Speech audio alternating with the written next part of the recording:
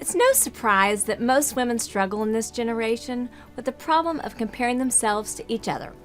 Why? Because it's one of the easiest ways the enemy uses to steal our joy and keep us from doing the unique things that God created us to do for His glory. I've recognized the root issue with comparison in my life is sin.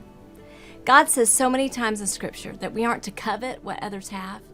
I don't know about you, but I have certainly coveted the gifts that God has given to others. I sing with 2 other girls, and it's very easy to compare myself often. Shelly has a gift for hospitality. She's a great cook.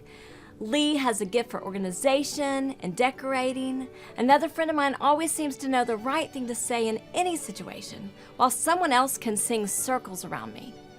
Not that we can't learn things from others, but when my focus is to try to mold myself into their image instead of Christ's image, I'm the one who loses myself in the midst of it all.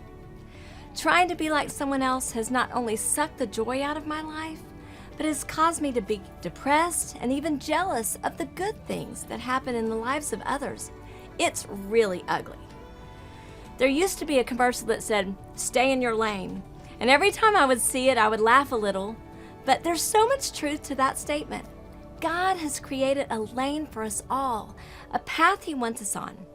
But when we cross into someone else's lane, there's always some sort of wreck. If I'm so focused on what's beside me, because it seems prettier, classier, cooler, or whatever, instead of what God has put in front of me, I'll miss the very wonderful journey God has planned personally for my life, not to mention the lives He wants me to minister to.